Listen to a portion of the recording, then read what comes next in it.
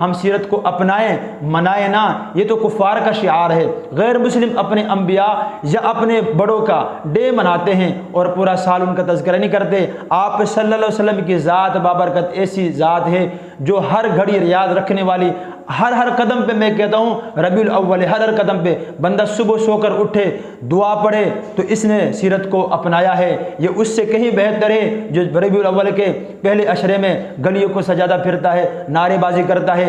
एक बंदा वो है खाना खाते वक्त अपने नबी की सीरत को याद रखता है, हाथ धोकर सुन्नत के मुताबिक खाता है। एक बंदा वो है अपने घरेलू ज़िंदगी में आप सल्लल्लाहु अलैहि वसल्लम की सीरत को सामने रखता है और यूं ही अमल करता है जैसे आप सल्लल्लाहु अलैहि वसल्लम का अपने अहले खाना के साथ अखलाक था, ताल्लुक था। तो ये उन लोगों से कहीं बेहतर है जो मनाने वाले हैं। तो इसलिए मेरे दोस्तों, आप सल्लल्लाहु अलैहि वसल्लम की सीरत को अपनाना है, मनाना नहीं है। कुरान भी यही कहता है लक़द कान लकुम फ़ी रसूलिल्लाहि उस्वतुन हसना, कि आप सल्लल्लाहु अलैहि वसल्लम की ज़िंदगी तुम्हारे लिए नमूना और मायार है।